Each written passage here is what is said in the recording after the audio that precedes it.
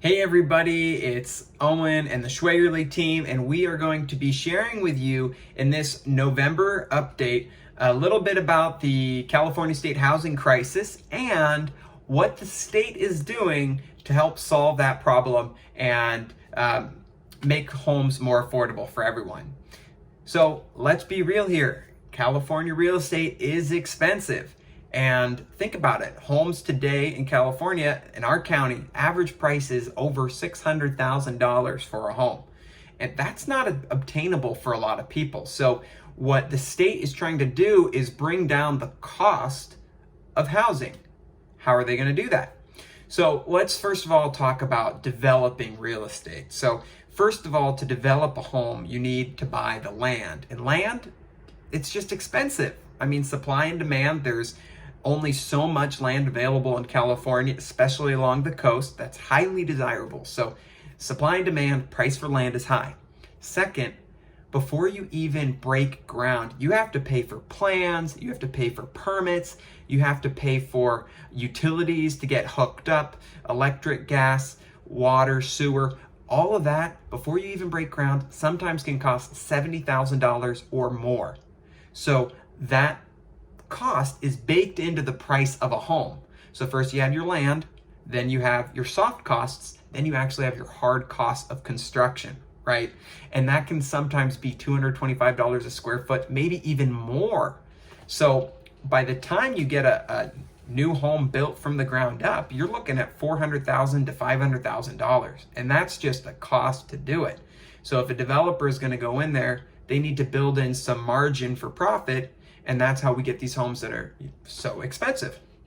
So how California can help is by reducing the barriers to building new homes, by streamlining the process, and by lowering the permit costs and fees associated with building new homes.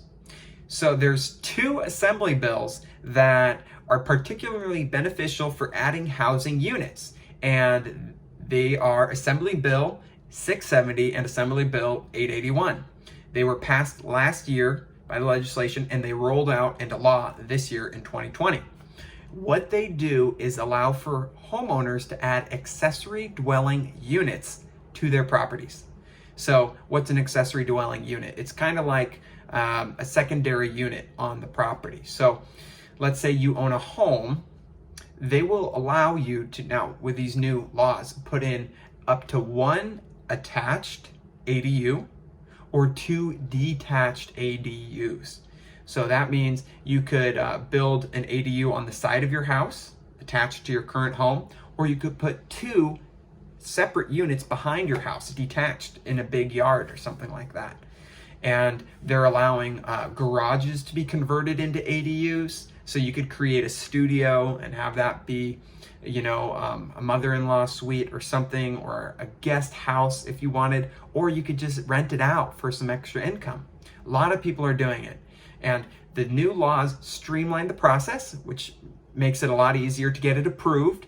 And a lot of municipalities and cities were not approving this type of construction before because they felt like it was creating multifamily zoned properties in single family zoned neighborhoods.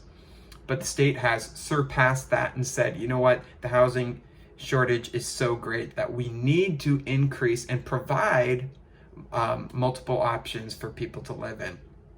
So take a look at these new laws, and they're great. You can actually take away parking spaces and you don't have to replace parking spaces, which has been a big issue for development, particularly in urban areas in the past. So now people are able to put in ADUs on their properties, and it's a great rental investing strategy and a great way to create homes for people in our communities. So take a look at these new laws, and if you have any questions about them, please reach out to us. We're always happy to help out with any real estate related questions.